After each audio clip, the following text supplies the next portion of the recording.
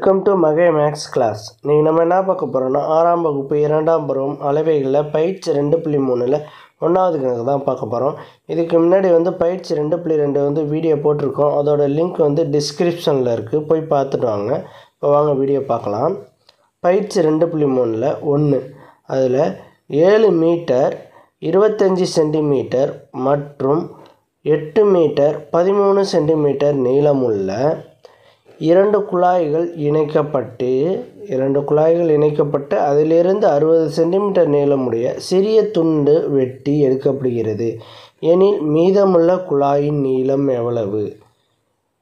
2 மீட்டரில் 2 அளவு உள்ள குழாய் இருக்குது, அதை இணைக்கப்பட்டிருக்கு. அதில் சிறிய துண்டு எவ்வளோ மீட்டர்? 60 சென்டிமீட்டர் வெட்டிட்டாங்க. மீதமுள்ள குழாயின் நீளம் எவ்வளோதுன்னு கேட்டிருக்காங்க. இது ரெண்டுத்தையும் நம்ம கூட்டிட்டு அந்த 60 சென்டிமீட்டரால் கழிச்சோம்னா நமக்கு ஆன்சர் கிடைக்கும்.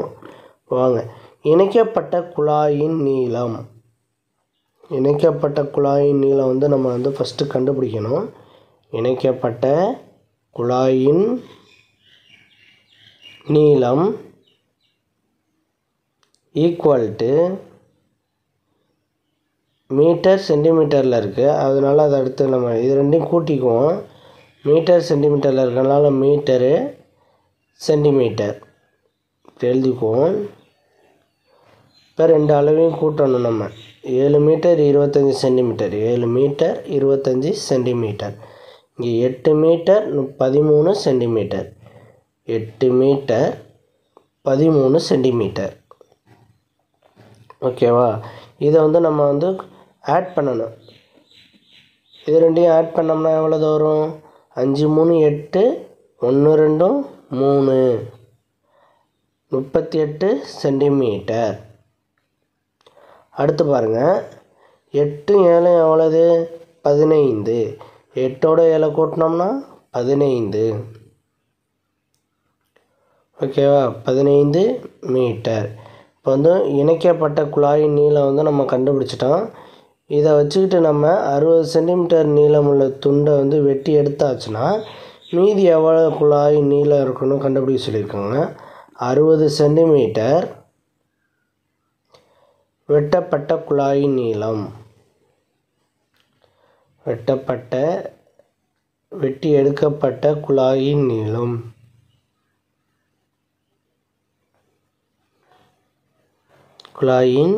நீளம்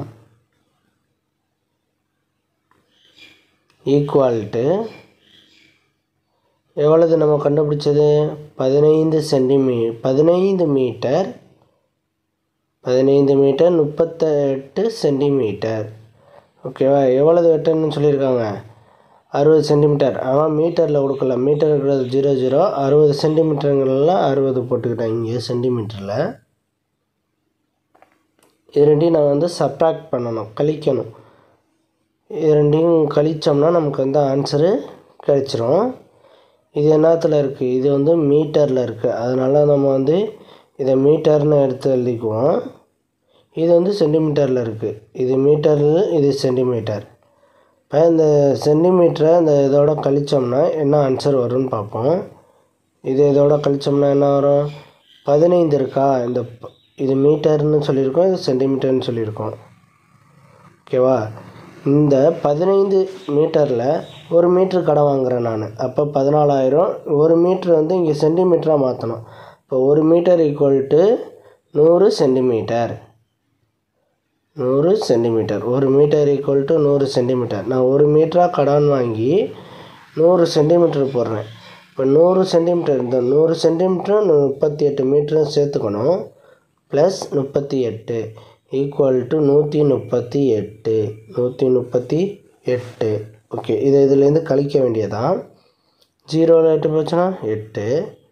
அதே தான் 13ல் 6 போச்சுன்னா மீதி 7. 13ல் 6 போச்சுன்னா 7. இது சென்டிமீட்டர். 14 மீட்டர் 00 இருக்குது, அந்த 14 அப்படியே வந்துடும். 14 மீட்டர் 78 சென்டிமீட்டர். மீதமுள்ள குழாயின் நீளம்